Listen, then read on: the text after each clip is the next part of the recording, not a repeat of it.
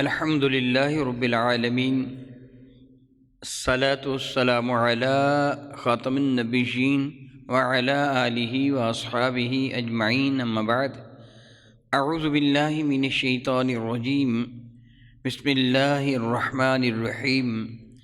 قال النبی صلی اللہ تعالی علیہ وعلی آلہ وصحبہ وبارک وسلم دائما ابدا، خیرکم من تعلم القرآن وعلمہ۔ وقال اللہ تبارک وتعالی جل وعلا فی شان حبیبہ مخبرا وآمرا، ان اللہ وملائکتہ یصلون علی النبی، یا ایہا الذین آمنوا صلوا علیہ وسلموا تسلیما، اللہم صل وسلم وبارک علی سیدنا ومولانا ونبینا محمد النبی الامی الکریم وعلی آلہ واصحابہ اجمعین، الصلاۃ والسلام علیک یا سیدی یا رسول اللہ، وعلی آلک واصحابک یا سیدی یا حبیب اللہ، الصلاۃ والسلام علیک یا سیدی یا رحمۃ للعالمین، وعلی آلک واصحابک یا سیدی یا سیدی یا سیدی یا شفیع المذنبین۔ نہایت ہی معزز محترم احباب گرامی قدر، عزیز طلبہ طالبات، الحمدللہ تعالی ثم الحمدللہ تعالی، خلاق کائنات جل مکیم کا بے پایاں احسان اور کرم ہے کہ اس خالق نے، اس مالک نے محض اور محض اپنی شان کریمی کے تصدق ہم ناچیز و حقیر بندوں کو قرآن مجید فرقان میں سیکھنے اور سکھانے کی، علم حاصل کرنے اور علم پھیلانے کی الحمدللہ توفیق و ہمت عطا فرمائی۔ یوں تو آپ کسی شخص سے بھی ایک سوال کریں کہ بتاؤ تمہارے نزدیک اچھا کون ہے، عرفہ اعلیٰ کون ہے، زیادہ عزت والا کون ہے، تو ہر شخص اپنے مزاج کے مطابق جس طرح اس کا مزاج ہوگا وہ بتائے گا کہ سب سے اعلیٰ فلاں ہے۔ کوئی شاید چیف منسٹر کو، وزیر اعظم کو کہے کہ وہ اعلیٰ ہے، ہو سکتا ہے کوئی آرمی چیف کو کہہ دے کہ وہ اعلیٰ ہے، ہو سکتا ہے کوئی فضائیہ کے سربراہ کو کہے کہ میرے نزدیک وہ اعلیٰ ہے، ہو سکتا ہے وہ کسی جج کے لیے، چیف جسٹس کے لیے کہہ دے کہ وہ میرے لیے اعلیٰ ہے، ہو سکتا ہے وہ کسی پریزیڈنٹ، کسی صدر کے لیے کہہ دے میرے نزدیک وہ اعلیٰ ہے، ہو سکتا ہے کوئی اپنی اولاد میں سے کسی کو کہہ دے کہ وہ اعلیٰ ہے، عین ممکن ہے کوئی اپنے والد کی تعریف کرتا ہو کہے وہ اعلیٰ ہے، اپنے دادا نانا چچا کی تعریف کرتے ہو کہے کہ اعلیٰ ہے۔ ہر بندے کی خبر اس کے اعتبار سے ہے، وہ بندہ کتنا معتبر ہے، کس قدر اس کا اعتبار کیا جاتا ہے۔ جتنا زیادہ خبر دینے والا معتبر ہوگا، خبر بھی اسی قدر معتبر ہوگی۔ جس طرح ایک چھوٹا بچہ آپ کو کسی بات کی خبر دیتا ہے تو آپ اس کی خبر کو اس قدر اہمیت نہیں دیتے کہ یہ معمولی بچہ ہے، عین ممکن ہے یہ جھوٹ بولتا ہو، اسے پتہ ہی نہ ہو۔ مثلا کوئی بچہ آ کے کہے کہ میں نے دیکھا جی فلاں صاحب آئے ہیں، آپ کہیں بیچارے کو کیا پتہ فلاں صاحب کون ہے یا کون نہیں ہے، اسے نہیں پتہ، لیکن خبر کو معتبر دے گا، اعتبار والا دے گا، جس پر اعتبار کیا جاتا ہے، تو ایسی صورت میں وہ خبر بھی معتبر ہوگی، اعتبار والی ہوگی۔ خبر دینے والے میرے نبی ہیں جن سے اعلیٰ انسان اللہ نے پیدا ہی نہیں کیا، جن سے سچا رب کائنات کی عزت کی قسم اللہ نے پیدا ہی نہیں کیا، جن سے زیادہ عقل فہم و شعور والا، جن سے زیادہ سچی خبر دینے والا اللہ نے پیدا ہی نہیں کیا۔ اس مخبر صادق سے پوچھے کہ آپ ارشاد فرمائیں اس کائنات ہستی میں اعلیٰ کون ہے، آپ کے نزدیک محبوب کون ہے، اعلیٰ کون ہے؟ تو میرے نبی فرماتے خیرکم من تعلم القرآن وعلمہ، تو میں بہترین وہ شخص ہے جو خود قرآن کریم سیکھتا اور دوسروں کو سکھاتا ہے۔ الحمدللہ تعالی ہم اس عمل خیر کے لیے حاضر ہوئے ہیں تاکہ قرآن کریم کو سیکھیں اور سکھائیں۔ بحمدللہ تعالی ثم الحمدللہ تعالی، یہ رب کائنات کا احسان، اس کا کرم ہے۔ وہ خود قرآن کریم میں ارشاد فرماتا ہے واللہ یہدی من یشاء الی صراط مستقیم، اللہ تعالیٰ جسے چاہتا ہے اسے ہدایت دیتا ہے صراط مستقیم کی۔ گویا نیکی کی توفیق اسے میسر آتی ہے جس کو اللہ چاہتا ہے۔ میں آپ سے سوال کروں گا، بتائیے نیکی کی توفیق کسے میسر آتی؟ جس کو اللہ پھر بتائیں، جس کو اللہ چاہتا ہے، کسی کو آپ بھی چاہتے ہوں گے نا، اس سے پیار کرتے ہوں گے نا۔ والدین اپنی اولاد کو چاہتے ہیں، اولاد اپنے والدین کو چاہتی ہے، خاوند اپنی بیوی کو چاہتا ہے، بیوی خاوند کو چاہتی ہے، محبت کرتے ہیں۔ یہ میرے نبی فرماتے ہیں کہ رب کائنات جل وعلا کن کو چاہتا ہے؟ قرآن کی گواہی دیتا ہے کہ اللہ جس کو چاہتا ہے اس کو ہدایت کی دولت عطا فرماتا ہے۔ میرے نبی فرماتے ہیں وَمَن يُرِدُ اللَّهُ بِهِ خَيْرًا يُفَقِّهُهُ فِي الدِّينِ، جس سے اللہ تعالیٰ بھلائی کا ارادہ فرماتا ہے کہ میں اس کے درجات کو بلند کر دوں، اس کو دین کی سمجھ عطا فرما دیتا ہے۔ الحمدللہ تعالیٰ ثم الحمدللہ تعالیٰ، ہم دین کی سمجھ حاصل کرنے کے لیے، ہم اللہ اور اس کے رسول کی رضا کی خاطر پروردگار عالم جل وعلا کو راضی کرنے کے لیے حاضر ہوتے ہیں۔ بحمدللہ تعالیٰ ثم الحمدللہ تعالیٰ، احباب کچھ تشریف لے آئے، کچھ تشریف لے آئیں گے، وہ مشہور حدیث بارکہ انشاءاللہ تعالیٰ اللہ نے چاہا تو میں کچھ عرض کروں گا۔ اب آپ اپنا وہ قاعدہ جو آپ کو پیش کیا گیا ہے، آپ قاعدہ کھول لیجئے گا۔ قاعدہ اس کا لفظی معنی ہوتا ہے بنیاد، جڑ، بیس، اصول، طریقہ۔ اس کی جمع قواعد ہے، یعنی قاعدہ قرآنی قاعدہ، قرآن مجید فرقان مجید کو پڑھنے کے بنیادی اصول و قوانین، جن کو مد نظر رکھتے ہوئے قرآن مجید فرقان مجید کی تلاوت کی جائے گی۔ آپ اس کو کھولیے گا۔ دو طریقہ کار ہے نا، ایک یہ کہ بلیک بورڈ وغیرہ ہو، وائٹ بورڈ، اس پر لکھ کے بتا دیا جائے۔ میں نے یہ خیال کیا کہ میں یہ قاعدہ ہی پیش کر دوں تاکہ ہر آدمی اپنے ہاتھ میں پکڑ کر اس کو دیکھ سکیں۔ آپ دیکھ رہے ہیں کہ صفحہ نمبر 2 پر ایک نقشہ بنا ہوا ہے، مخارج الحروف کا نقشہ بنا ہوا ہے۔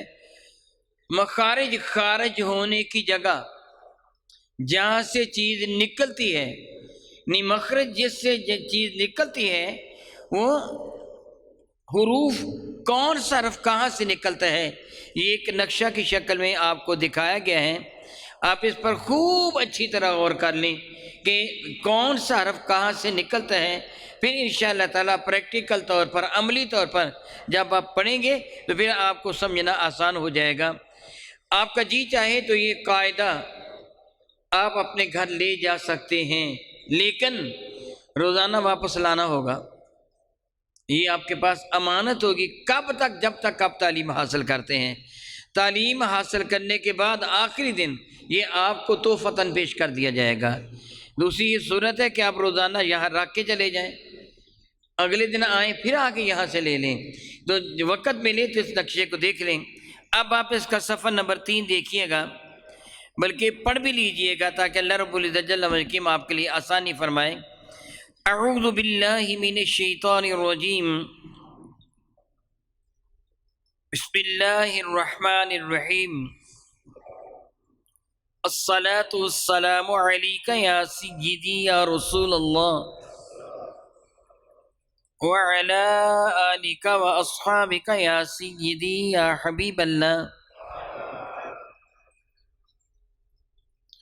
اللہم یا ربی یسر ولا تعسر وتمم بالخیر وبک نستعین۔ اللہم یا ربی زدنی علما ویا ربی شرح لی صدری ویسر لی امری بحرمت سید المرسلین صلی اللہ تعالی علیہ وعلی آلہ واصحابہ اجمعین برحمتک یا ارحم الراحمین، آمین۔ میں اس کا ترجمہ بھی عرض کر دیتا ہوں تاکہ آپ یہ دعا روزانہ بھی پڑھیں تو آپ کو پتہ ہو کہ میں بارگاہ رب العزت میں کیا عرض کر رہا ہوں۔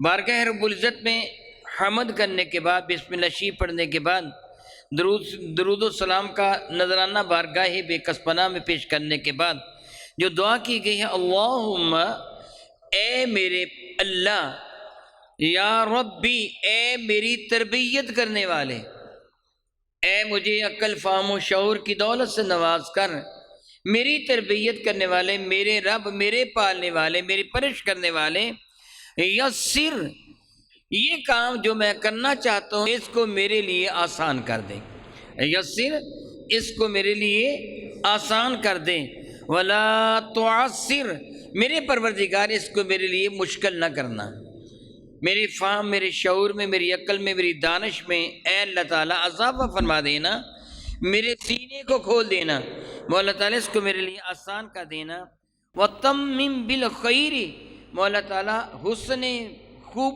و خوبی کے ساتھ اس کا اختتام فرمانا، حسن و خوبی کے ساتھ مولا تعالیٰ اس کو مکمل بھی کر دینا، وَبِكَ نَسْتَعِينُ مولا تعالیٰ یہ سب کو تیری استعانت سے، تیری مدد سے ہوگا، یعنی میں نہیں سمجھ سکتا، تو ہی مجھے سمجھائے گا، میرے پاس عقل فہم و شعور کی وہ دولت نہیں ہے، یہ جو کچھ بھی مجھے ملا ہے یا ملتا ہے یا ملے گا وہ تیری رحمت اور تیری مدد سے ملتا ہے۔ اللہم اے میرے اللہ، یا ربی اے میرے پالنے والے، زدنی علما میرے علم میں اضافہ فرما دے، ویا ربی اے میرے پالنے والے، شرح لی یاد رکھیے بار بار لفظ ربی کہنا یہ دعا میں بہت ہی مفید ہے، عاجزی انکساری کے ایک اظہار ہے، اے میرے رب شرح لی صدری میرے لیے میرے سینے کو کھول دے، یعنی میرے لیے آسانی فرما دے کہ جو بھی میں سنوں میرے سینے میں محفوظ ہو جائے، ویسر لی امری مولا تعالیٰ میرا معاملہ، میرا کام میرے لیے آسان کر دے، بحرمت سید المرسلین اس نبی کے صدقہ سے جو رسولوں کے سردار ہے، میرے کریم آقا کے صدقہ سے اے اللہ تعالیٰ ان پہ اور ان کی آل پاک پر اور ان کے صحابہ کرام پر، ان سب پر رحمت نازل فرما، مولا تعالیٰ تو رحمت نازل فرمانے والا، تو بڑا ہی کریم ہے۔ گویا اس طرح ہم اپنی دعا کا اختتام کرتے ہیں، جس کی ابتدا میں اللہ تعالیٰ کی حمد، پھر درود السلام اور پھر یہ دعا، اس طرح امید کی جاتی ہے کہ اللہ تعالیٰ جل وعلا ہمارے لیے آسان فرما دے گا۔ قاعدہ نمبر 1، تلفظ کی اہمیت، الفاظ ادا کرنا کس انداز سے ہوگا، اس کی اہمیت کیا ہے؟ آپ اوپر لکھا ہوا دیکھیں گے، میں پڑھ کے آپ کو سناتا ہوں۔ عربی، فارسی اور بر صغیر کی علاقائی زبانوں کے حروف تہجی ایک دوسرے سے ملتے جلتے ہیں، مگر ان کے تلفظ میں فرق ہے، جس سے ملحوظ خاطر رکھنا بہت ہی ضروری ہے، ورنہ معانی میں بہت زیادہ فرق آ جاتا ہے۔ مثلا ہماری قومی زبان اردو یا علاقائی زبانوں میں تے، توئے، سے، سین، سین، صاد، ہے، ضاد، زوئے، ذال، زے، زوئے، عین، الف، قاف، کاف وغیرہ میں تلفظ کی ادائیگی میں کوئی نمایاں تمیز نہیں رکھی جاتی، لیکن کائنات کی سب سے اعلیٰ اور فصیح و بلیغ زبان عربی میں اگر مخارج الحروف اور تلفظ کا خیال نہ رکھا جائے تو بعض اوقات معاذ اللہ تعالی کفر تک لازم آ جاتے ہیں، بعض امثلہ پیش کی جاتی ہیں۔ دیکھیے ہم اپنی زبان میں پنجابی میں بات کرتے ہوئے بعض اوقات بہت ہی تلفظ غلط استعمال کر لیتے ہیں اور اس میں کوئی حرج بھی نہیں سمجھا جاتا۔ اردو میں کاف ہے کی بنی کھے ایک حرف ہے، یہ عربی میں نہیں ہے۔ جس طرح وہ شخص کھانا کھاتا ہے، کیا بولو؟ وہ کھانا، کیا پڑھیں گے؟ وہ کھانا کھاتا ہے، اس سے ملتا جلتا ایک حرف خے ہے، جس طرح خالد، کیا ہے؟ خالد۔ اب میں آپ کے سامنے وہ الفاظ ادا کرتا ہوں، اب دیکھیے ان میں صحیح کون ہے؟ وہ کھانا کھاتا ہے، وہ کھانا کھاتا ہے، صحیح کون سا جملہ ہے؟ بعد والے جملے میں کافے کی بنی کھے میں نے پڑھی ہے، اور پہلے جملہ میں جیم ہا خواہ والی خواہ میں نے پڑھی ہے۔ خالد آیا تھا، خالد آیا تھا، صحیح کون سا ہے؟ پہلے والا۔ لیکن ہم اپنی علاقائی زبان میں اس کو بھی صحیح سمجھتے ہیں، وہی اسی انداز سے دیہاتی لوگ بولتے ہیں خالد کہاں گیا؟ خالد کئی نخرہ کرنے والے حضرات و خواتین وہ خواب خانہ کھا لیا آپ نے، حالانکہ وہ لفظ غلط کہہ رہے ہوتے ہیں، اپنی طرف سے سمجھے شاید میں کتنی نزاکت کے ساتھ بات کر رہا ہوں یا کر رہی ہوں۔ وہ کھانا کھا لیا نہیں، کھانا وہ کھانا ہوگا، یعنی اردو یا پنجابی میں علاقائی زبانوں میں حروف کے بدل جانے سے معنی پر کوئی خاص فرق نہیں پڑتا، بعض اوقات فرق پڑتا ہے مگر وہ خاص فرق نہیں پڑتا۔ عربی اتنی عرف زبان ہے، اتنی فصیح و بلیغ زبان ہے کہ معمولی سے فرق سے زمین و آسمان کا فرق معنی میں آ جاتا ہے۔ بطور مثال دیکھیے، میں نے چند مثالیں دی ہیں۔ تاریخ کیا بلا ہے؟ تا تے کے ساتھ الف آگے رے اور اگر کاف وہ جس کے ساتھ لفظ کتاب لکھا جاتا ہے تاریخ، اور دوسرا ہے طارق تو کے ساتھ تو الف را اور قاف طارق۔ تاریخ کا معنی ہوتا ہے چھوڑ دینے والا، ترک کر دینے والا، جس طرح من ترک الصلاۃ متعمدا فقد کفر، جس نے جان بوجھ کر نماز کو ترک کیا اس سے کفر کیا، یعنی کافروں جیسا کام کیا۔ تاریخ کا معنی کیا ہوا؟ چھوڑنے والا۔ تاریخ کا معنی کیا ہے؟ چھوڑنے والا۔ تو کے ساتھ تاریخ ہو تو معنی کیا بنتا ہے؟ اگلا صفحہ دیکھیے گا۔ جبکہ تاریخ کا معنی کیا ہے، اس کے لیے قرآن کریم کی آیات مبارکہ کا ترجمہ دیکھتے ہیں جو سب سے اعلیٰ ترین تشریح کرنے والی کتاب ہے۔ والسماء والطارق، رب کی فرماتا ہے والسماء، اور قسم ہے مجھ رب کو آسمان کی، والطارق، اور مجھ کو قسم ہے کس کی؟ طارق کی۔ معاذ اللہ تعالیٰ ثم معاذ اللہ تعالیٰ، اگر یہاں طارق پڑھا جائے جس طرح ہم بعض وقت پڑھ لیتے ہیں تو معنی کیا بنے گا؟ رب کس کی قسم اٹھاتا ہے؟ چھوڑ دینے والے کی۔ کس کی قسم اٹھا رہا ہے؟ چھوڑ دینے والا کس کو؟ ابھی آپ نے پڑھا من ترک الصلاۃ متعمدا، جس نے جان بوجھ کے نماز کو چھوڑا اس نے تو کفر کیا۔ تو کیا اللہ تعالیٰ کسی کفر کرنے والے کی قسم اٹھاتا ہے؟ کس کو چھوڑ دینے والے کی قسم اٹھاتا ہے؟ معنی غلط ہوگا۔ تو کے ساتھ پڑھیں گے طارق، کیا پڑھیں گے؟ طارق۔ میں پڑھ کے آپ کے سامنے دہراتا ہوں، آپ دیکھیے کہ دونوں کے تلفظ میں کوئی فرق آپ کو محسوس ہوتا ہے کہ نہیں۔ طارق طارق فرق ہے، طارق طارق فرق ہے، یہ فرق آپ نے مروز خاطر رکھنا ہے۔ تو طارق کا معنی کیا ہے؟ میرا اللہ ارشاد فرماتا ہے والسماء والطارق، قسم ہے مجھ کو آسمان کی اور قسم ہے طارق کی، وما ادراک ما الطارق، اے قرآن کے قاری تو کیا جانتا ہے طارق کس کو کہتے ہیں؟ میں نے کہا نا کہ میں طارق کا معنی قرآن کریم کے حوالے سے بیان کرتا ہوں۔ میرا اللہ فرماتا ہے تجھے کیا پتا طارق کسے کہتے ہیں؟ فرماتے ہیں وما ادراک ما الطارق، اور کیا تجھے ادراک ہے، کیا عقل، کیا فہم شعور ہے کہ تو طارق کو سمجھ سکے؟ جانتا ہو کیا ہے؟ النجم الثاقب، وہ چمکتا ہوا ستارہ ہے۔ تو طارق کا معنی کیا بنا؟ اللہ نے ذکر فرمایا، اس کا معنی اللہ نے بتایا کہ وہ کیا ہے؟ وہ صبح کا ستارہ جس کی روشنی سارے ستاروں پر غالب ہوتی ہے، بلکہ سورج نکلنے کے قریب ہوتا ہے وہ تب بھی چمکتا ہوا نظر آتا ہے۔ میرا اللہ فرماتا ہے وہ ہے طارق، تو میں قسم اس کی ذکر فرما رہا ہوں، کسی نماز چھوڑنے والے کی قسم ذکر نہیں فرما رہا۔ تو اب دیکھیے کہ معنی میں کتنا زیادہ فرق آ گیا۔ آگے دیکھیے، لفظ اسم اور اسم ہے، الف سا اور میم، الف سین اور میم دونوں کے ساتھ۔ اسم اور اسم یہ دو جدا جدا ہیں۔ اسم کا معنی کیا ہے؟ گناہ، معصیت، محموکہ، تیرا قصور کیا ہے؟ اور سین کے ساتھ ہو مسموکہ تو معنی ہوگا تیرا نام کیا ہے؟ معنی کیا ہوگا تیرا؟ اسم کا معنی نام ہے۔ میں اللہ تعالیٰ جل وعلا سے معافی مانگتا ہوا جملہ کہہ رہا ہوں، اللہ تعالیٰ مجھے معاف، میں اللہ تعالیٰ کا نام نہیں لیتا، میں بسمکا اس کو پڑھ دیں، سا کے سر کو بندہ پڑھیں بسمکا، جس طرح میں نے کہا کوئی نخرے کرنے والے بعض اوقات ایسے کرتے ہیں نا نزاکت نخرے کے ساتھ گفتگو کرتے ہیں، نو کے زبان کے ساتھ، وہ کہیں کہ بسمیکا، تیرے جرم کے ساتھ ابتدا کرتا ہوں. کیا مانے گا؟ تیرے گناہ کے ساتھ، تیرے جرم کے ساتھ ابتدا کرتا ہوں. تو سین کے ساتھ بسمیکا معنی بنے گا تیرے نام سے ابتدا کرتا ہوں. کیا معنی بنے گا؟ میں نے کہا بھائی یہاں اللہ تعالیٰ کا ذکر نہیں کروں گا، کفر لازم آ جائے گا.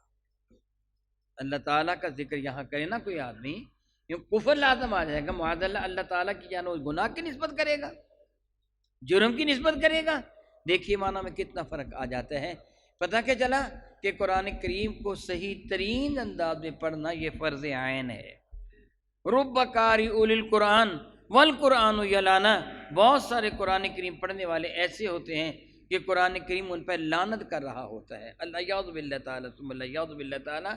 سیدنا مولا علی شیر خدا کرم اللہ تعالی وجہ الکریم نے ایک شخص کو دیکھا تھا جو دعا مانگ رہا تھا اور اس کا انداز دعا صحیح نہیں تھا، الفاظ درست نہیں تھے. تو آپ نے اسے ڈانٹ کے فرمایا وہ اللہ کے بندے تو اللہ تعالیٰ کی شان میں گستاخیاں کر رہا ہے. معاذ اللہ تعالیٰ جس طرح کو گالیاں بک رہا تو اللہ تعالیٰ کی شان میں گستاخیاں کر رہا ہے. یہ طریقہ کار نہیں ہے، یعنی تلفظ کا صحیح کرنا بہت ضروری ہے.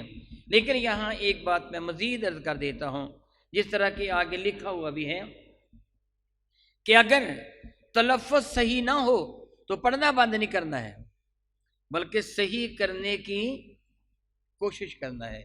بچہ پیدا ہوتے ہی چلنا نہیں سیکھتا، پہلے وہ زمین پر گھسٹ گھس کے گھٹنوں کے بل چلتا ہے، پھر کھڑا ہوتا ہے وہ گر جاتا ہے، کھڑا ہوتا ہے گر جاتا ہے، پھر کہیں آہستہ آہستہ اسے چلنا آتا ہے. اگر وہ کہے میں تو گر جاؤں گا تو چلے گا کب؟ بٹن دبا کے تو نہیں چلنا آتا، ایسا ایسا پریکٹس کے ساتھ. یہ بھی یہ ذہن نشین فرما لیجئے. میرے کریم صلی اللہ تعالی علی حبیبہ دائماً ابدا، آپ کے ارشاد گرامی قدر ہے کہ جو ہکلا کے زیادہ محنت کر کے قرآن کریم پڑھتا ہے، رب کائنات قبول فرمائے تو اسے دگنا ثواب عطا فرما دیتا ہے.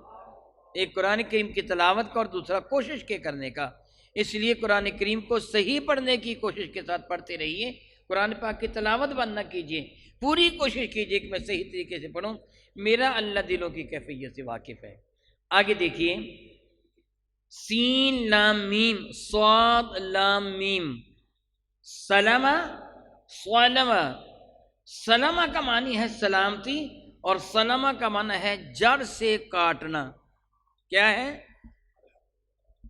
میں اللہ سے معافی مانگتا ہوں، کوئی شرارتی آدمی کہے السلام علیکم، کیا کہے؟ سواد کے ساتھ، تو معنی کیا بنے گا؟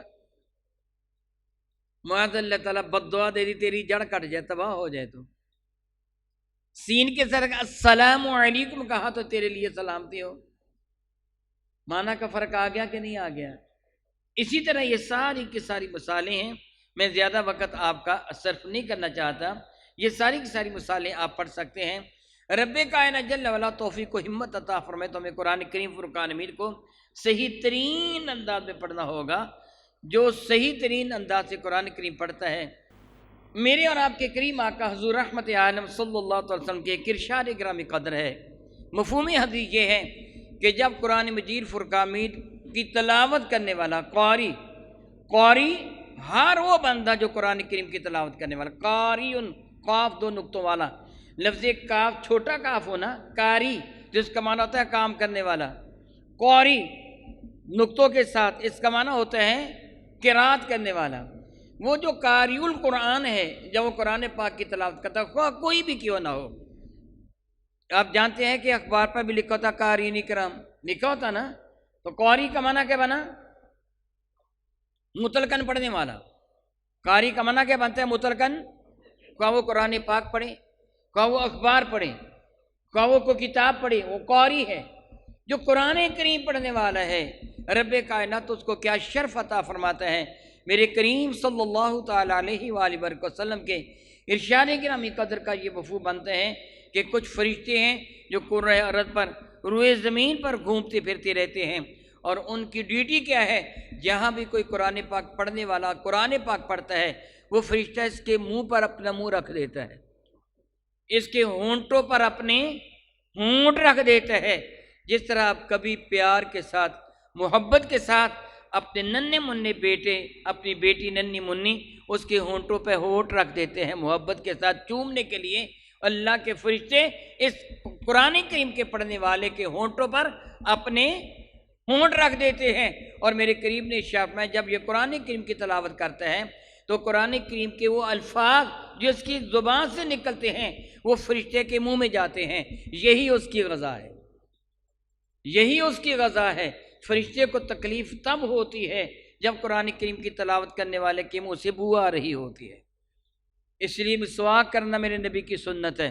برش کر لیں، مسواک کر لیں، ممکن ہو سکے تو منہ میں کوئی خوشبو رکھ لیں تاکہ فرشتہ خوش ہو کر آپ کو دعا بھی دے جائے، آپ کے حق میں دعا بھی کر جائے۔ دیکھیے قرآن پاک پڑھنے والے کی کتنی فضیلت ہے، اس پہ رب کائنات کی رحمتوں کا نزول ہوتا ہے۔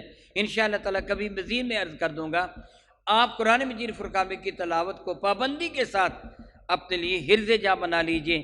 رب کائنات کے حضور میں دعا کرتا ہوں کہ رب کائنات تو ہمیں صحیح ترین طریقے سے قرآن کریم کو پڑھنے، سمجھنے اور اس کو پہ عمل کرنے کی توفیق عطا فرمانا، ہم سے ہونے والی کوتاہی کو، غلطی کو اپنی شان کریمی کے لائق معاف فرمانا۔ آمین ثم آمین۔ وآخر دعوانا ان الحمد للہ رب العالمین۔ نحمد اللہ تعالی ونصلی ونسلم علی رسولہ المجتبی وعلی آلہ وصحبہ وبارک وسلم دائما ابدا، اما بعد۔ اعوذ باللہ من الشیطان الرجیم، بسم اللہ الرحمن الرحیم۔ قل هو اللہ احد اللہ الصمد لم یلد ولم یولد ولم یکن لہ کفوا احد۔ صدق اللہ مولانا العظیم وصدق رسولہ النبی الکریم المکین الامین۔ ربی ذوالجلال نے سورۃ التوحید، سورہ اخلاص جو سراپا اخلاص پر مشتمل ہے، رب کریم نے اس میں ارشاد کرام قدر فرمایا، میرے اور آپ کے کریم آقا اپنے پیارے محبوب حضور رحمت عالم صلی اللہ تعالی وسلم سے، قل، اے میرے محبوب مکرم علیہ الصلاۃ والسلام، ان لوگوں کے سامنے ایک اعلان فرما دیجئے، ان لوگوں کو فرما دیجئے، هو اللہ احد، وہ اللہ رب العزت جل والا میرا مولا وہ احد ہے، یکتا ہے، یگانہ ہے، ایک ہے، اکیلا نہیں، ایک ہے، یکتا ہے، کس اعتبار سے؟ ہر اعتبار سے بے مثال ہے۔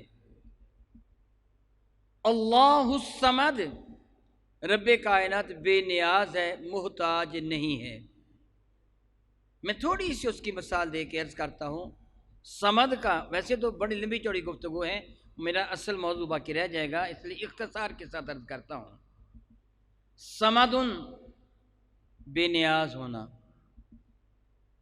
میں دیکھنے کے لیے اپنی آنکھوں کا محتاج ہوں، میری نظر کمزور ہو گئی، اب میں مزید عینک کا محتاج ہو گیا۔ بولنے کے لیے زبان کا محتاج ہوں، زندگی کے لیے آکسیجن کا اور دیگر ضروریات زندگی کا محتاج ہوں۔ پانی نہ ملے تب بھی مر جاؤں گا، کھانا نہ ملے تب بھی مر جاؤں گا، ہوا نہ ملے تب بھی مر جاؤں گا، اور اگر صحت و تندرستی نہ ملے تب بھی مر جاؤں گا۔ میں محتاج ہوں، قدم قدم پر محتاج ہوں، بولنے کے لیے زبان کا محتاج ہوں، سننے کے لیے کانوں کا محتاج ہوں، چلنے کے لیے پاؤں کا محتاج ہوں، پکڑنے کے لیے ہاتھوں کا محتاج ہوں، سمجھانے کے لیے عقل، فہم و شعور کا محتاج ہوں، سمجھنے کے لیے بھی قوت ادراک کا محتاج ہوں۔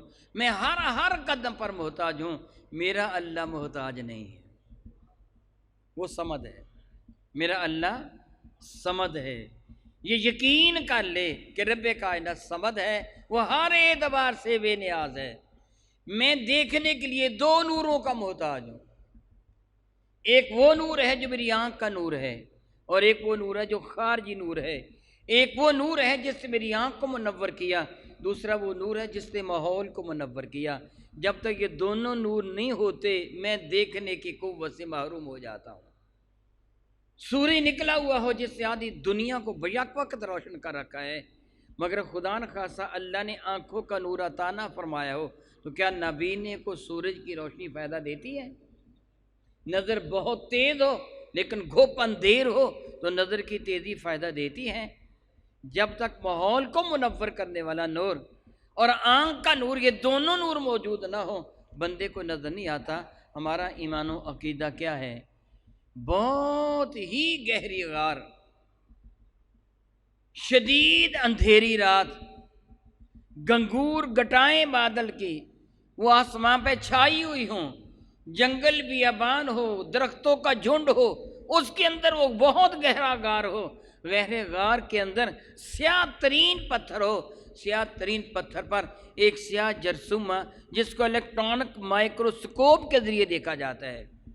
جس طرح مادہ سیمن میں ایک قطرہ کے اندر کئی کروڑ سپرم ہوتے ہیں، ایک قطرہ میں کئی کروڑ سپرم ہوتے ہیں جو الیکٹرانک مائکروسکوپ کے ساتھ دیکھے جاتے ہیں۔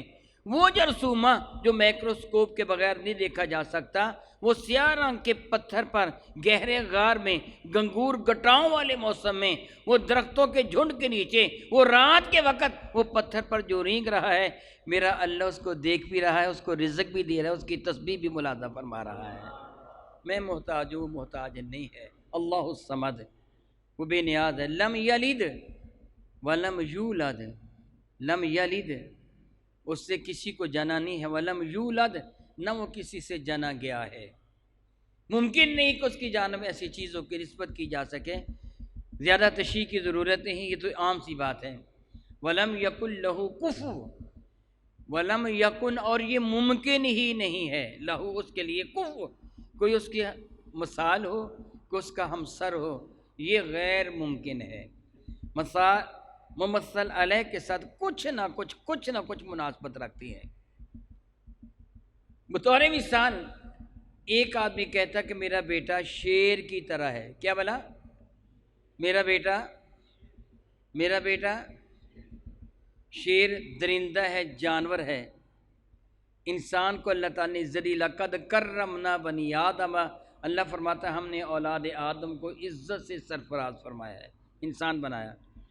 عزت والا انسان ہے کہ جانور؟ بتائیے نا، انسان ہے نا۔ پھر حلال جانور زیادہ اعلیٰ ہے کہ حرام جانور؟ وہ حلال اعلیٰ ہے، حرام اعلیٰ نہیں ہے یار، تھوڑا سا غور کے ساتھ جواب دینا، فوراً جواب ہی نہ دیں، سوچ کر جواب دیں۔ انسانوں میں یعنی انسان اعلیٰ ہے، مطلقاً انسان، اس کے بعد پھر میں باقی کیٹیگریز ہے نا، کہ وہ ایمان والا تو سب سے اعلیٰ، پھر اولیاء اللہ، کتب ابدال، پھر صحابہ کرام، پھر انبیاء، وہ تو جدا بات ہے نا۔ مطلقاً لقد کرمنا بنی آدم، اللہ نے اولاد آدم کو عزت سے نوازا ہے۔ اولاد آدم کو میں تھوڑی سی مثال دے کے سمجھا دیتا ہوں۔ کوئی جانور جب کھانا کھانا چاہے، پانی پینا چاہے، تو عموماً اس کا منہ کھانے کے آگے جھکتا ہے، پانی کے آگے جھکتا ہے، ایسے ہے کہ نہیں؟ بتائیے نا، میری بات کا جواب دیجیے۔ آپ پڑھنے کے لیے آئے ہیں، تقریر سننے کے لیے نہیں آئے۔ آپ نے نعرے بھی نہیں لگانے ہیں، آپ نے شعر بھی نہیں پڑھنے ہیں، آپ ایک لیکچر سن رہے ہیں، آپ نے میری باتوں کا جواب دینا تاکہ مجھے سمجھ آئے کہ آپ کو سمجھ آتی کہ نہیں۔ جس طرح ابھی بزرگوں نے سوال کیا تھا، آپ کو حق حاصل ہے سوال کرنے کا، آپ پڑھنے کے لیے آئے ہیں، آپ نے پوچھنا ہے، سمجھنا ہے۔ تو میں کہہ رہا تھا کہ جانور پانی پینے کے لیے، کھانا کھانے کے لیے اپنا سر پانی کے سامنے جھکاتا ہے، منہ سے پانی پیتا ہے، اپنا سر چارے کے سامنے، کھانے کے سامنے جھکاتا ہے، منہ کے ساتھ کھانا کھاتا ہے۔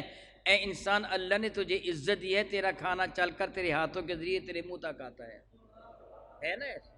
لقد کرمنا بنی آدم، اللہ فرماتا ہے میں نے تجھے عزت دی ہے۔ تیرا سر جھکے گا تو واحد القہار کے سامنے جھکے گا، روٹی کے سامنے تیرا سر نہیں جھکے گا، پانی کے سامنے تیرا سر نہیں جھکے گا، تیرا سر تیرے اللہ کے زور جھکے گا۔ پانی اور کھانا چل کر تیرے منہ تک آتا ہے۔ تو انسان اعلیٰ ہے، جانور اعلیٰ نہیں۔ جانوروں میں حلال اعلیٰ ہے، حرام اعلیٰ نہیں۔ شیر تو حرام ہے۔ پھر یہ بطور فخر کہا جاتا میرا بیٹا شیر ہے۔ شیر تو درندہ ہے، وہ تو 4 ٹانگوں پہ چلتا ہے، تو بیٹا بھی 4 ٹانگوں پہ چلتا ہے، اس کی لمبی ساری دم ہوتی ہے، بیٹے کی بھی دم ہوتی ہے۔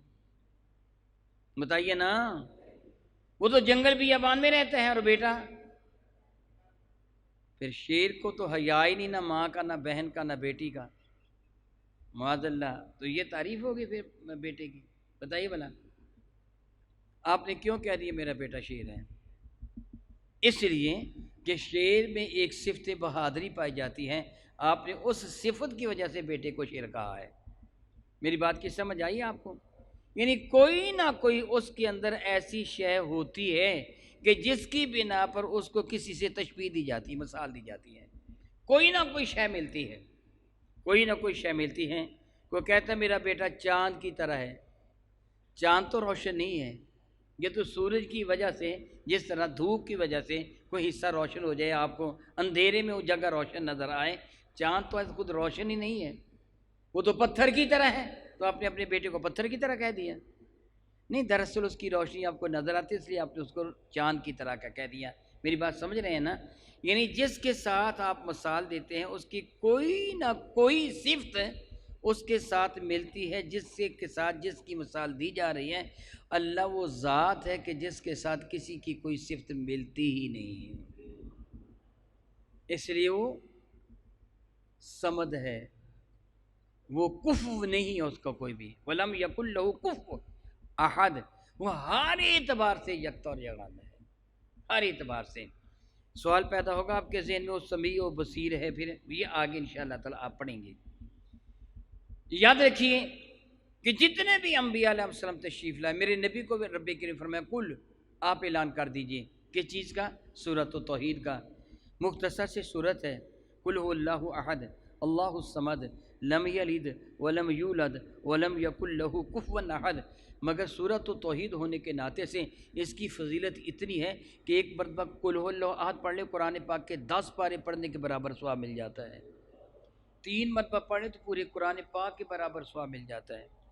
میرے نبی کے دربار مقدس میں ایک شخص کی صحابہ کرام نے شکایت عرض کی، میرے نبی نے اس کو امیر بنایا تھا، امیر سے مراد سربراہ بنایا تھا، کوئی قافلہ کہیں جا رہا تھا، میرے کریم نے فرمایا تھا یہ تم پر امیر ہے، تمہاری امامت بھی کروائے گا، اور وہ صاحب ہر رکعت میں جہاں بلند آواز سے تلاوت کی جاتی ہے، مغرب کی نماز میں، عشاء کی نماز میں، فجر کی نماز میں، وہ قرآن کریم کی دوسری سورت کے ساتھ قل هو اللہ احد بھی پڑھتے تھے، دوسری سورت بھی پڑھتے تھے، قل هو اللہ احد بھی پڑھتے، پوری یہ سورت بھی پڑھتے تھے۔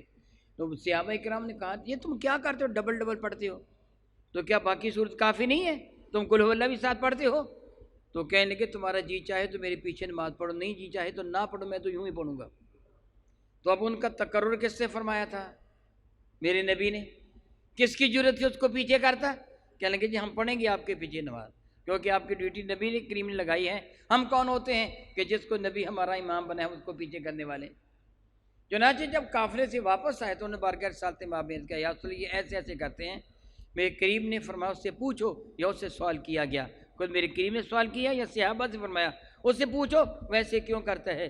تو جب ان سے پوچھا گیا نا کہ تم ایسے کیوں کرتے ہو، تو کہنے لگے چونکہ اس میں میرے اللہ کی توحید کا ذکر ہے اس لیے مجھے یہ بڑی پیاری لگتی ہے، میرے قریب نے خوشخبری سنی تجھے مبارک ہو، تیرا یہ پیارے سورت سے تجھے جنت میں لے جائے گا، جو تو یہ پیار کرتا ہے نا قل هو اللہ احد کے ساتھ، تیرا یہ پیار تجھے جنت میں لے کے چلا جائے گا۔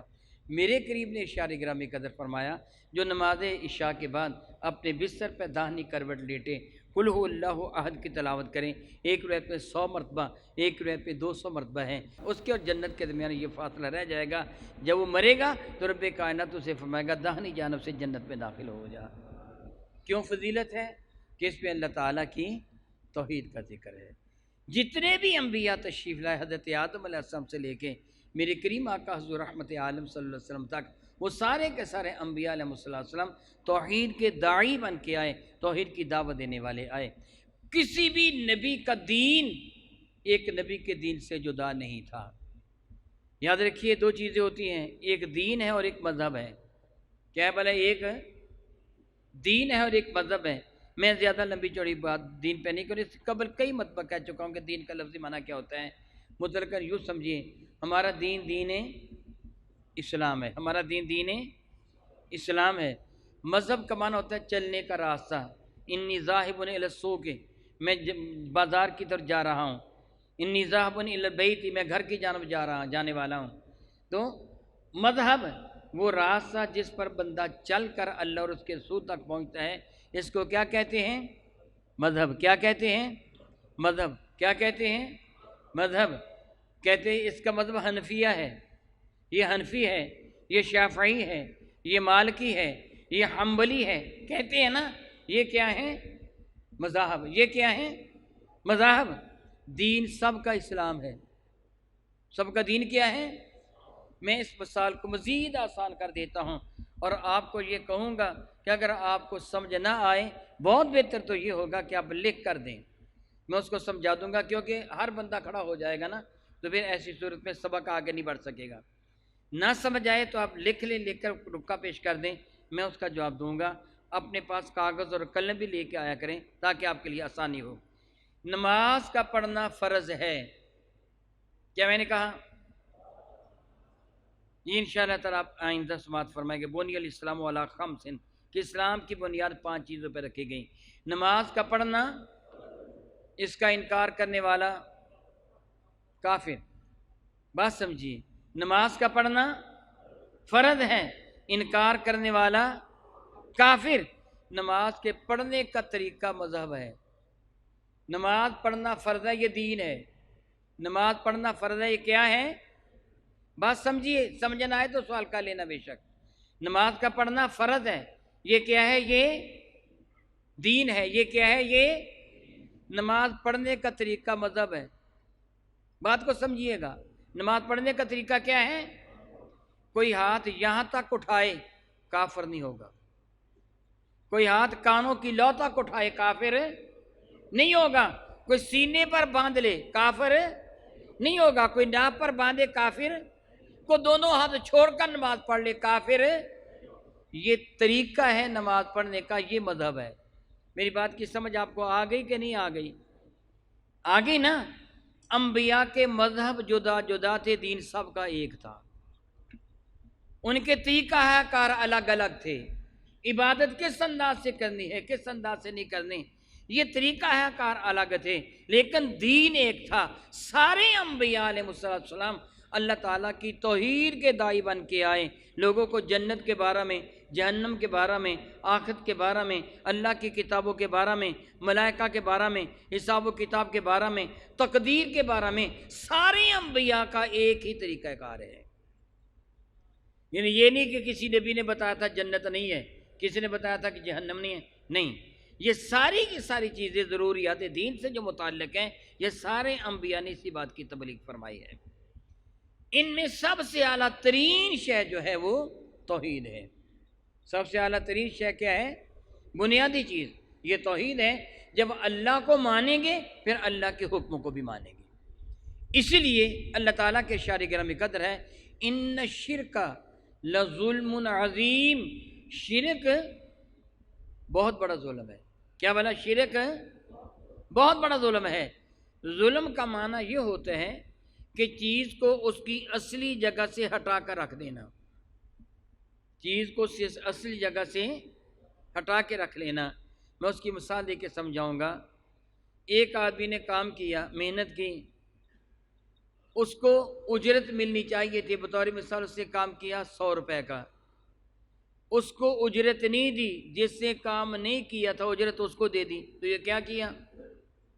بتائیے بھلا، ظلم کیا۔ بات سمجھ آ گئی ہے نا؟ چیز کو اس کی اصل جگہ سے ہٹا کر، رقم کسی کی تھی کسی اور کو دے دی، یہ کیا کیا؟ جس کا حق تھا اس کو حق نہ دیا، کسی اور کو دے دیا، یہ کیا کیا؟ معاذ اللہ تعالیٰ سبحان اللہ تعالیٰ، نکاح سنت ہے، بدکاری حرام ہے، ظلم ہے کہ حق کسی کا کسی اور کو دے دینا، یہ ظلم ہے۔ بدترین ظلم یہ ہے، بہت بڑا ظلم یہ ہے کہ حق عبادت جو اللہ کا ہے اللہ کے سوا کسی اور کو دے دینا۔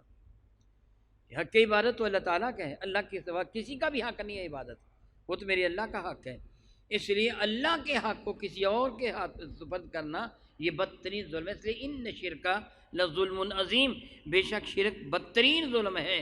سورہ لقمان شیفہ کی آیت برکہ نمبر 13 میں حضرت لقمان کی نصیحت، وہ جو اپنے لخت جگر کو فرما رہے تھے، اللہ تعالیٰ کو اتنی پسند آئی، اتنی پسند آئی، اتنی پسند آئی کہ حضرت لقمان کے وہ کلمات مقدسہ اللہ تعالیٰ نے قرآن کریم کا حصہ بنا دیے۔ ان میں اعلان تھا شرک سے نفرت کا، آپ نے حضرت لقمان نے اپنے بیٹے سے فرمایا یا بنیا، اے میرے لگتے جگر، لا تشرک باللہ، اللہ کے ساتھ کبھی بھی کسی کو شریک نہ ٹھہرانا، کبھی بھی شریک نہ ٹھہرانا۔ عبادت الہیہ میں کوئی بھی شریک نہیں ہے، اللہ تعالیٰ کی عبادت میں کوئی بھی شریک نہیں ہے۔ ان شرک لظلم عظیم، بیٹے شرک بہت بڑا ظلم ہے۔ اسی طرح سورۃ النساء کی آیت مبارکہ نمبر 48 میں ہے، میرے اللہ نے ایک خبر دی ہے جس سے سچی خبر دینے والا کائنات میں کوئی بھی نہیں ہے۔ ومن اصدق من اللہ قیلا، اللہ سے بڑھ کر کون سچا ہو سکتا ہے۔ میں توبہ کرتا ہوں اس جملہ سے کہ کوئی یہ کہے اللہ نے دھمکی دی ہے، دھمکی نہیں دی ہے، حقیقت بیان فرمائی ہے۔ دھمکی تو محض ڈرانے کے لیے دی جاتی ہے، اس پر بعض اوقات عمل کیا جاتا ہے، بعض اوقات عمل نہیں کیا جاتا۔ کہہ دیتا ہے بندہ اپنے بیٹے کو کام نہ کیا تو میں تو تھپڑ ماروں گا، وہ کام نہ کرے تو بعض اوقات تھپڑ نہیں مارتا۔ دھمکی دھمکی ہوتی ہے، اللہ نے دھمکی نہیں دی، یہ خبر دی ہے، اور خبر سچی دی ہے، اس کو جھوٹا کہنے والا کافر ہو جائے گا۔ خبر کیا دی ہے؟ بسم اللہ الرحمن الرحیم، ان اللہ لا یغفر ان یشرک بہ، اللہ ہرگز ہرگز اس کی مغفرت نہیں فرمائے گا جس سے کسی کو بھی اللہ کا شریک ٹھہرا دیا، اس کی مغفرت نہیں ہوگی۔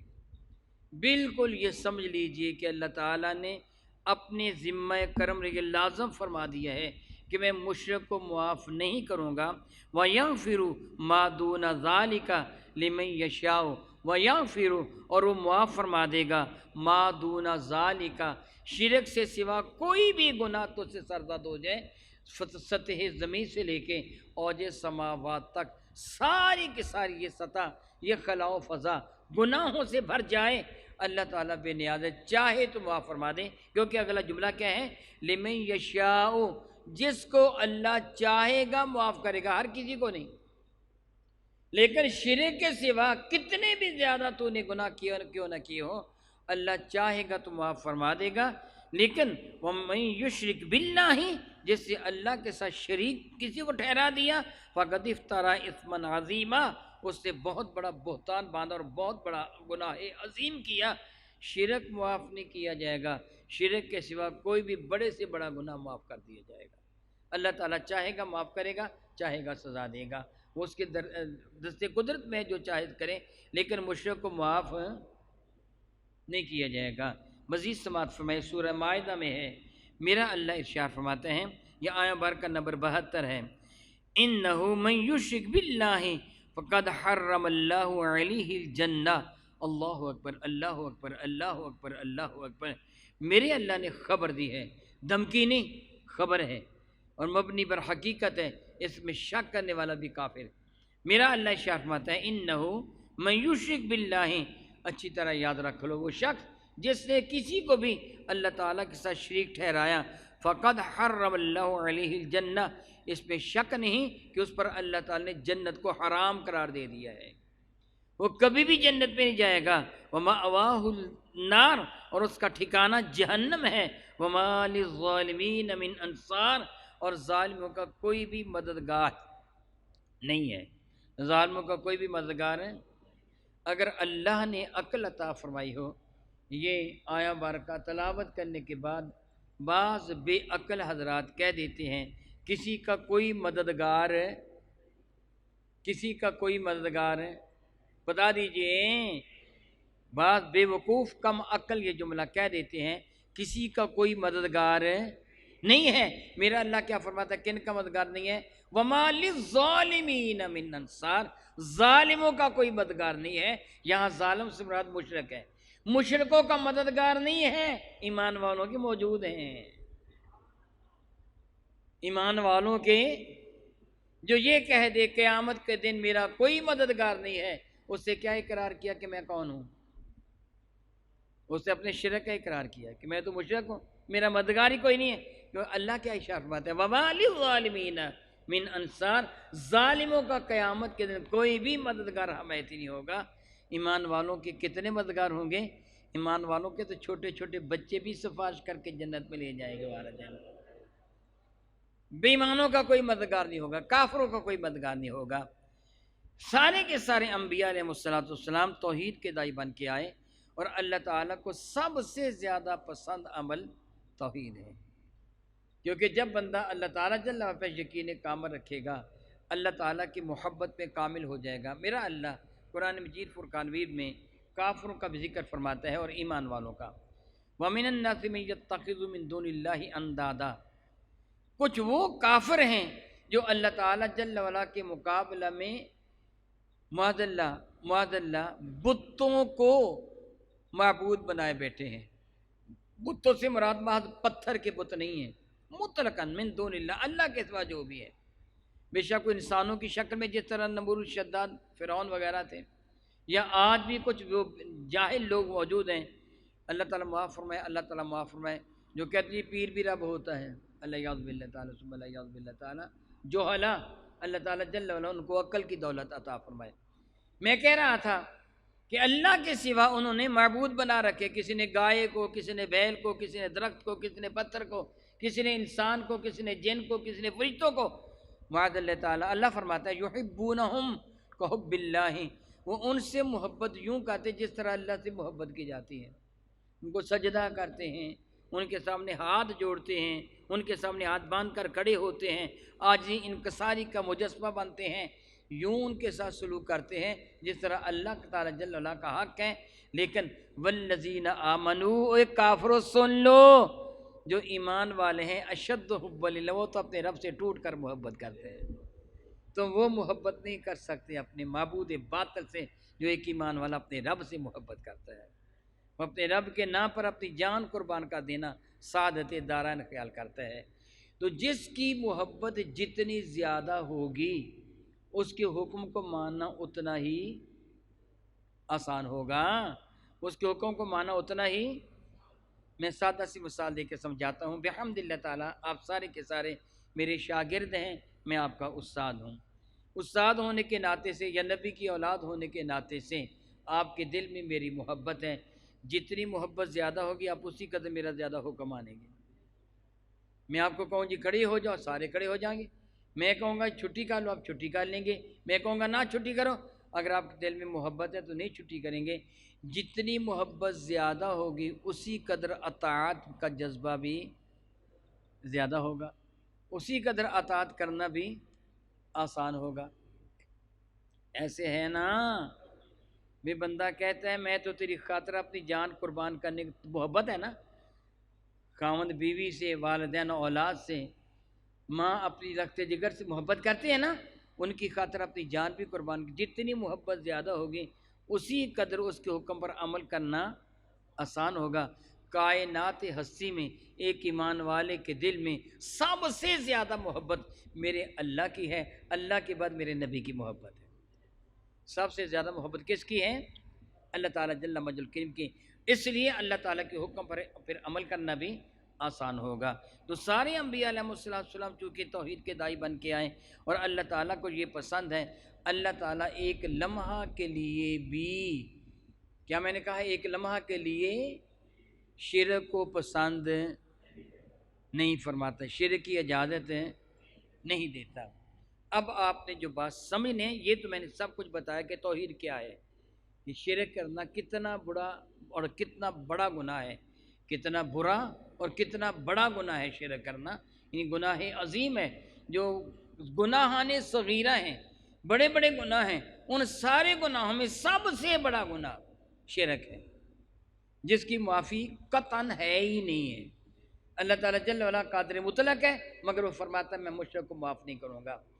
سوال پیدا ہوتا ہے کہ پھر بعض وہ چیزیں ہیں جس طرح بندہ سجدہ کرتا ہے اللہ کو، اور آج کل کوئی کسی کو سجدہ کرے تو بعض حضرات ایسے ہوتے ہیں اس پر شرک کا فتویٰ فوراً لگا دیتے ہیں ہر معاملہ میں۔ میں اللہ سے معافی مانگتا ہوں، میرے کریم آقا کے روضہ انور کو ہاتھ لگا دیا تو کہا یہ شرک ہو گیا۔ بات سمجھ رہے ہو؟ میری بات سمجھ آئی آپ کو کہ نہیں آئی؟ حضور کے روضہ کو ہاتھ لگا دیا تو کیا کہہ دیا؟ یہ شرک ہو گیا۔ میں اللہ سے معافی مانگتا ہوں، مجھے اللہ تعالیٰ معاف فرمائے، اللہ تعالیٰ مجھے معاف فرمائے۔ آپ جانتے ہیں کہ میں طبیب بھی ہوں، مطلب پہ بیٹھتا ہوں۔ میں مطلب پہ بیٹھا، تھوڑی دیر پہلے کی بات ہے، مطلب پہ بیٹھا ہوا تھا، ایک شخص آیا، اس نے میرے ہاتھ چومے. ایک خاتون تھی. بعض خواتین ایسی ہوتی ہیں جو بڑی نا سخت قسم کی، ضدی قسم کی ہوتی ہیں. وہ شاید اس کی عمر کوئی 50-60 کے قریب، 50-60 سال کے قریب تھی. دوائی لینے کے لیے وہ آئی تھی. خواتین دوسری طرف بیٹھتی ہیں، مرد دوسری طرف بیٹھتے ہیں. اس نے ہاتھ چومے تھے، اس خاتون نے دیکھ لیا وہ دوائی لینے کے لیے دوسری طرف بیٹھی، سامنے نظر آ رہا ہے تو اسے ہاتھ چومے.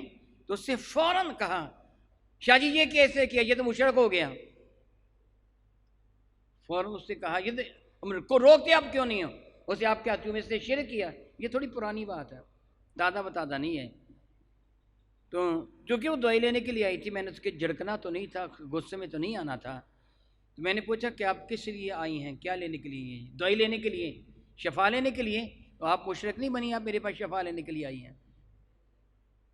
آپ دوائی لینے کے لیے آئی ہیں، اس نیت کے ساتھ آئی ہیں نا کہ مجھے شفا مل جائے گی. شفا کس سے دینی ہے؟ اللہ نے. تو آپ میرے پاس کیا لینے کے لیے آئی ہیں؟ یہی شرک ہے معاذ اللہ تعالیٰ. معمولی سے کوئی آدمی کسی مذہب پہ چلا گیا تو وہ مشرک. الیاذ باللہ تعالیٰ ثم الیاذ باللہ. ابھی آپ سن چکے ہیں کہ شرک کتنا بڑا جرم ہے. کسی کو مشرک کہتے ہوئے 1000 مرتبہ سوچ لیں کہ اگر وہ مشرک نہیں تو میرے کریم آقا علیہ السلام کا ارشاد گرامی قدر ہے. یاد رکھو، اگر کسی نے کسی کو مشرک کہا، وہ مشرک نہیں تو کہنے والا خود مشرک ہو جائے گا. کہنے والا خود مشرک ہو جائے گا.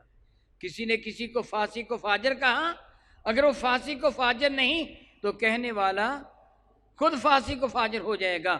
اگر کسی نے کسی پہ لعنت کی، انہم لعن شیئن لیس لہ بحل رجت اللعنت علیہ، کسی نے کسی پہ لعنت کی، وہ قابل لعنت نہیں تو لعنت لوٹ کر لعنت کرنے والے پر آ جائے گی، وہ لعنتی ہو جائے گا.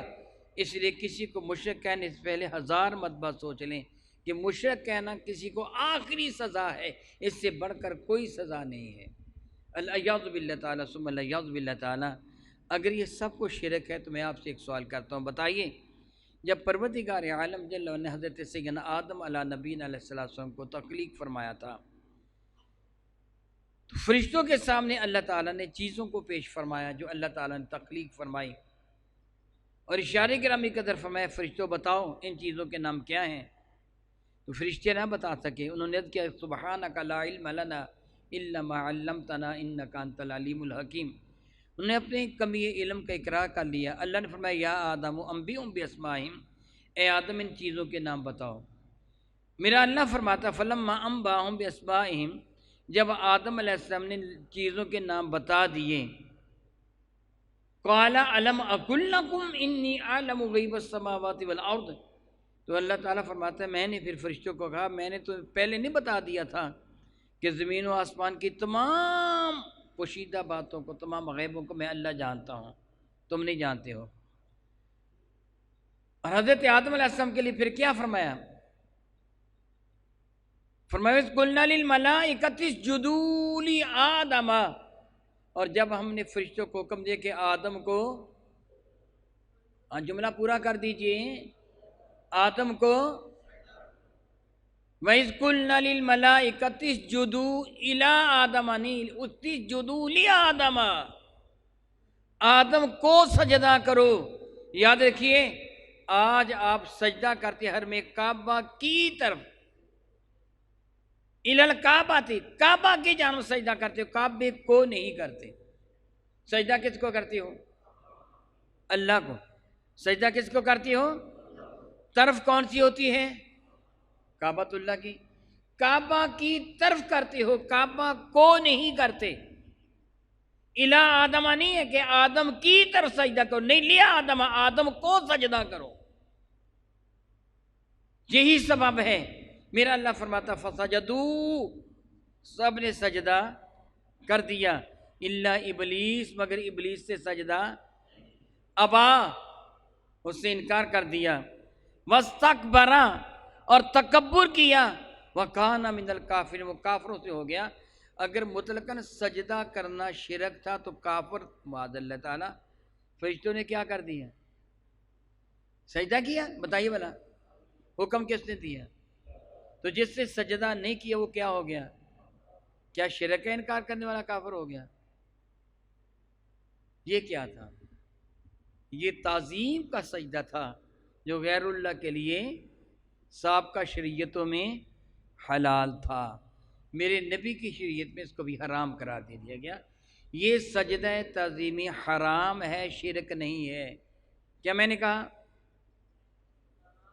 سجدہ، یہ آپ پڑھنے کے لیے آئے ہیں، سمجھنے کے لیے آئے ہیں، آپ نے سمجھنا ہے۔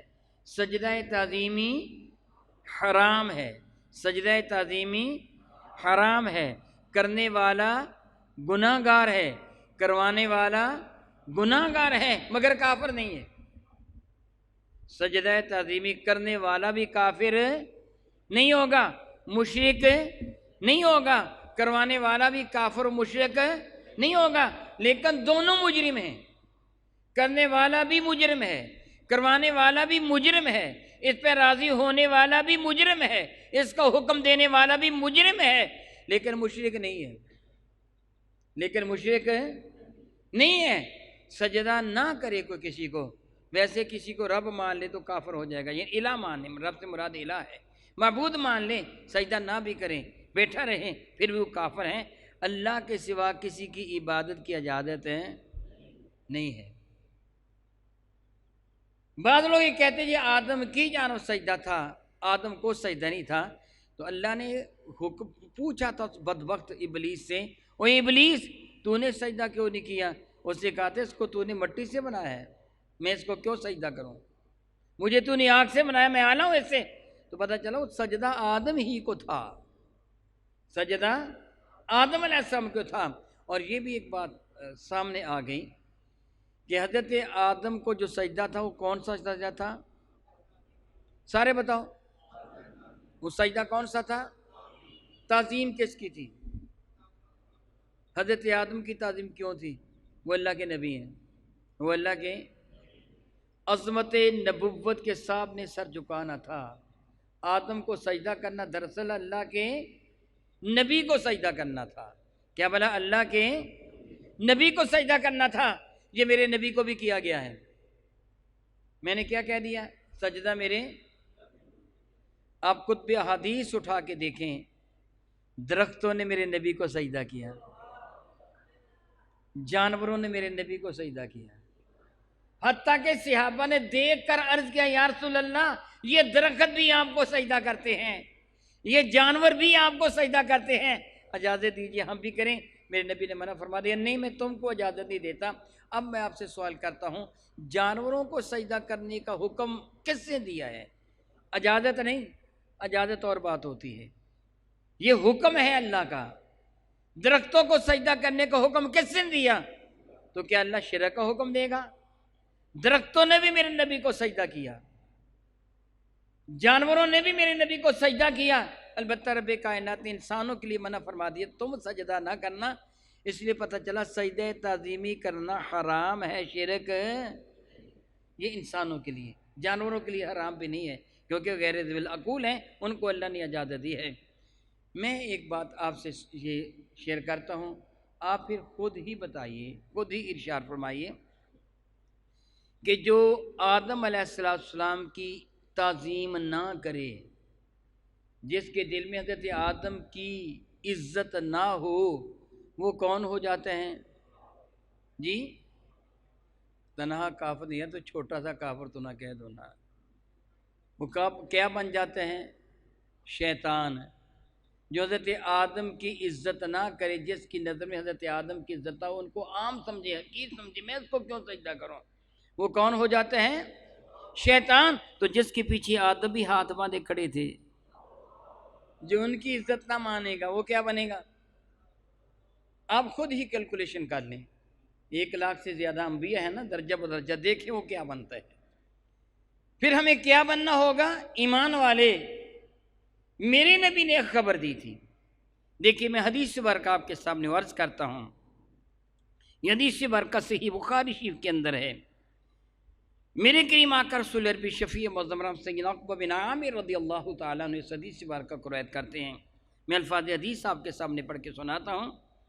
ان عقبہ بن عامر رضی اللہ تعالیٰ عنہ ان النبی صلی اللہ تعالیٰ علیہ وسلم خرج یومن، سیدنا عقبہ بن عامر فرماتے ہیں ایک دن کا ذکر ہے کہ اللہ تعالیٰ کے نبی حضور رحمت عالم صلی اللہ تعالی وسلم ایک دن مدینہ طیبہ سے باہر تشریف لائیں، فصلی علی اہل احد صلاتہ علی المیت، میرے نبی نے میدان احد میں آ کر، کہاں آ کر چلے، کہاں سے تھے؟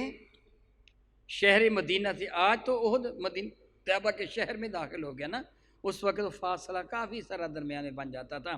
میدان احد میں تشریف لائے اور میرے نبی نے وہاں آ کر کیا فرمایا؟ صلاتہ علی المیت، ہاں فصلی علی اہل احد، اہل احد پر حضور نے نماز پڑھی، صلاتہ علی المیت، اس طرح نماز پڑھی جس طرح میت پر نماز جنازہ پڑھی جاتی ہے، اس طرح میرے نبی نے وہاں نماز پڑھی۔ پتہ چلا کہ جو فوت ہو گیا ہو اس کی قبروں کی زیارت کے لیے جانا میرے نبی کی سنت ہے۔ وہاں جا کر وہ کیا پڑھتے ہیں؟ اللہم اغفرنی، ہم یہ پڑھتے ہیں نا، عربی میں بہت ساری دعائیں ہیں، میرے نبی نے وہاں جا کر دعائیں مانگی، جس طرح میت کے لیے اب نماز جنازہ پر دعا مانگی جاتی ہے، وہاں رکوع سجود نہیں کیا جاتا، دعا مانگی جاتی ہے۔ اسی طرح میرے نبی نے احد شیب میں آ کر ان لوگوں کے لیے جو صحابہ کرام مرتبہ شہادت پہ فائز ہو گئے تھے، میرے نبی نے ان کے لیے دعا مانگی۔ پتہ چلا کہ قبرستان میں جانا، اہل قبرستان کے لیے دعا مانگنا میرے نبی کی جو یہ کہہ دے مزاروں پر جانا شرک ہے، وہ کس پہ الزام لگاتا ہے؟ غور کیجئے ذرا، مزار کا لفظی معنی کیا ہوتا ہے؟ ظرف مکان ہے، زیارت کرنے کی جگہ، کیا بلا؟ زیارت کرنے کی، من زارہ قبری، جس سے میری قبر کی زیارت کی، میرے نبی فرمایا زیارت کرنے کی جگہ۔ میرے نبی اہل جو وہ تھے ان کی قبروں کی زیارت کے لیے تشریف لے گئے۔ پتہ چلا کہ بزرگان دین کی قبروں کی زیارت کے لیے جانا میرے نبی کی سنت ہے۔ وہ صحابہ مرتبہ شہادت پہ فائز ہوئے تھے۔ میرے کریم فرماتے قیامت تک جو میرے چچا حمزہ کو سلام کریں گے، میرے چچا اس کے سلام کا جواب عطا فرمائیں گے۔ میرے نبی تشریف لے جایا کرتے تھے۔ تو صحابی کیا فرماتے ہیں؟ حضور سید عالم صلی اللہ علیہ وسلم وہاں تشریف لے گئے، ثم انصرف الی المنبر، پھر رسول رحمت ممبر پر تشریف فرما ہوئے، سبحان اللہ سبحان اللہ، وہاں جا کے جلسہ بھی کیا۔ احد میں تشریف لے گئے، وہاں اہل احد کے لیے دعا فرمائی، دعا فرمانے کے بعد حضور نے وہاں جلسہ فرمایا۔ میرے نبی نے سبحان اللہ خبر کیا دی؟ اللہ اکبر اللہ اکبر اللہ اکبر، میرے رب کی عطا سے، کیا میں نے جملہ ادا کیا؟ میرے رب کی۔ میرے نبی کو پتہ تھا کہ کل کو اعتراض کرنے والے بھی آئیں گے کہ قبروں پر نہ جایا کرو۔ میرے نبی نے وہیں جلسہ کیا، ممبر، ثم انصرف الی المنبر، پھر میرے نبی ممبر کی جانب متوجہ ہوئے، فقال، اور میرے نبی نے فرمایا انی فرتکم وانا شہید علیکم، انی فرتکم، میں تمہارا فرت ہوں۔ میں کیا ہوں؟ تمہارا فرد کسے کہتے ہیں؟ اہل عرب جب قافلہ لے کر روانہ ہوتے تھے تو دو بلکہ تین حصے اس کے ہوتے تھے۔ ایک وہ حصہ ہوتا تھا جو قافلے والے چلتے تھے، ایک حصہ فرد کہلواتا تھا، 2-3 آدمی یا ایک آدمی، وہ آگے آگے چلتے تھے، اور ایک یا 2 عاقب ہوتے تھے جو پیچھے پیچھے چلتے تھے۔ ان کا طریقہ کار بڑا پیارا تھا۔ جب بندہ سفر پر روانہ ہوتا، قافلے والے قافلہ لے کے چلتے، اونٹوں پر، گھوڑوں پر، گدھوں پر، بیل گاڑی میں، جس طرح بھی چلتے، تو وہ تو اپنے دھیان چلتے رہتے، تو کوئی چیز ان کی گر بھی سکتی تھی کہ نہیں؟ وہ چلتے چلتے بعد چیزیں گر جاتی ہیں، کسی کی کھور جی کھل گئی، اس کا وہ سامان گر گیا۔ آپ نے بھی کئی دفعہ دیکھا ہوگا نا کہ آپ فروٹ لے کر موٹر سائیکل کے اگلے ہینڈل پہ لٹکا لیتے ہیں، گھر جاتے ہیں تو لفافہ آپ کو ملتا ہے، فروٹ راستے بھی رہ ہو جاتا نا، کبھی ایسے چیز گر جاتی ہے نا، تو وہ پیچھے والا عاقب جو چیزیں گرتی جاتی اٹھاتا جاتا، اور جب قافلے والے کہیں سکونت پذیر ہوتے ہیں، کہتے ہیں یہ فلاں فلاں کس کس کی چیز ہے جی، یہ راستے میں گر گئی تو اٹھا لو۔ ایک یا 2 بندے یا چند افراد آگے آگے چلتے، ان کو فرد کہا جاتا تھا، وہ زیادہ آگے ہوتے، وہ آگے جا کر کیا کرتے؟ یہ قافلے والے آ رہے ہوتے، وہ جگہ کا تعین کرتے، یہاں قافلہ لگے گا، اس جگہ کی صفائی کرتے، انتظام کرتے جگہ کا۔ جب قافلے والے آتے کہ جب یہاں ٹھہر جاؤ، ہم نے یہاں دیکھ لیا ہے پانی بھی موجود ہے، یہاں گھاس وغیرہ بھی موجود ہے جانوروں کے چارہ کے لیے، اور جگہ بھی ذرا اونچی ہے کہ بارش ہو جائے گی تو پانی وغیرہ نہیں آئے گا وغیرہ وغیرہ، آگے پہنچ کر انتظام کرنے والے کو کیا کہتے ہیں؟ فرد. سادہ سے لفظوں میں آگے پہنچ کر انتظام کرنے والے کو کیا کہتے ہیں؟ آپ شادی بیاہ پہ اپنے جانو جا کہتے پہلے کچھ انتظام کر لو ہم آ رہے ہیں. آگے پہنچ کر انتظام کرنے والا کون ہے؟ فرد. کافر سے میرے نبی فرماتے ہیں میں تمہارا فرد ہوں، تم آؤ میں جنت میں تمہارا انتظار کروں گا، تمہارا انتظام کروں گا. سبحان اللہ تعالی و بحمدہ. فرمانے لگے میں تمہارا فرد ہوں. اشارے گرامی قدر فرمانے لگے وَأَنَا شَهِيدٌ عَلَيْكُمْ، اللہ اکبر اللہ اکبر، اور میں تمہارے ایمان کی گواہی بھی دوں گا. اللہ اکبر اللہ اکبر اللہ اکبر. کیف اذا جئنا من کل امتی بشہید وجئنا بک علی ہؤلاء شہیدا. محبوب کیسا منظر ہوگا جب ہم ہر امت پر ایک ایک گواہ لائیں گے اور آپ کو کائنات پر گواہ بنایا جائے گا. میرے نبی، یہ صحیح بخاری کی حدیث ہے، فرمانے کہ میں تمہارا گواہ بھی ہوں. وَإِنِّي، اور میں، میرے کریمہ کر شارع گرامی قدر فرمانے لگے وَاللَّهِ لَا أَنْظُرُ إِلَىٰ حَوْضِي، میرے نبی فرمائیں گے مجھ کو میرے اللہ کی قسم میں اپنے حوض کوثر کو دیکھ رہا ہوں. الآن، اس جگہ کھڑا ہو کر میں حوض کوثر کو دیکھ رہا ہوں. اللہ کی قسم اٹھا کے فرمایا میں اللہ، واللہ میرے اللہ کی قسم حوض کوثر. وَإِنِّي قَدْ أُوتِيتُ مَفَاتِيحَ الْخَزَائِنِ الْأَرْضِ، مجھے رب کائنات نے زمین کے سارے خزانوں کی کنجیاں عطا کر دی ہیں. اللہ اکبر اللہ اکبر اللہ اکبر اللہ اکبر اللہ اکبر. میں کسی کو مثال دے کے سمجھاتا ہوں، میں کسی کو کسی گھر کی کنجیاں عطا کر دوں، میں نے اسے اس گھر کا مالک و مختار بنا دیا کہ نہیں؟ کہ اب کنجیاں تیرے پاس ہیں، اب کنجیاں اس کے تصرف کی تجھے اجازت ہے.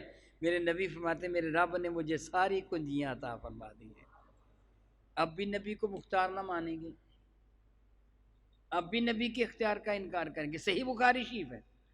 میرے کریم آقا رسول اللہ اشارے گرامی قدر فرمانے لگے کہ وَإِنِّي وَاللَّهِ، اور میں، مجھ کو اللہ کی قسم، مجھ کو اللہ، میرے نبی اللہ کی قسم اٹھاتے ہوئے جن کی جانب جھوٹ کی نسبت کرنا کفر ہے، اللہ کی قسم اٹھا کے فرمایا مجھ کو میرے اللہ کی قسم میں یہاں میدان احد میں کھڑا حوض کوثر کو دیکھ رہا ہوں. میں میدان احد میں کھڑا حوض کوثر کو، اور اللہ کی قسم اللہ نے زمین کے سارے خزانوں کی کنجیاں مجھ مصطفیٰ کو دی. اوتی تو مجھ کو عطا کر دی گئی ہیں مفاتیح خزائن الارض، زمین کے سارے خزانوں کی کنجیاں. وَإِنِّي وَاللَّهِ مَا أَخَافُ بَعْدِي أَن تُشْرِكُوا، مجھ کو میرے اللہ کی قسم، اللہ کی قسم میں نہیں ڈرتا کہ میرے بعد تم مشرک ہو جاؤ گے. تم مشرک نہیں ہوگے میرے ماننے والوں، تو مشرک ہیں. بات مشرکوں کی نہیں کی جا رہی، صحابہ کرام کو فرما رہے تھے میرے نبی جو میرا کلمہ پڑھنے والے ہیں وہ مشرک نہیں شرک کریں گے. میں آپ سے سوال کرتا ہوں، ایک لمحہ کے لیے بھی آپ کبھی یہ خیال کر سکتے ہیں کہ معاذ اللہ تعالیٰ میں غیر اللہ کو اللہ مان لوں گا؟ کسی پیر کو، کسی فقیر کو، کسی چودھری کو، کسی کو قطن نہیں. جو ایسے کرنے والا وہ تو کافر ہے، مشرک ہے. ایمان والا کبھی ایسے نہیں کرتا. میرے نبی فرمانے لگے واللہ، مجھ کو اللہ کی، وَإِنِّي وَاللَّهِ مَا أَخَافُ، اور میں، مجھ کو اللہ کی قسم میں نہیں ڈرتا بعدی ان تشرکو، میرے بعد کہ تم شرک کرو گے.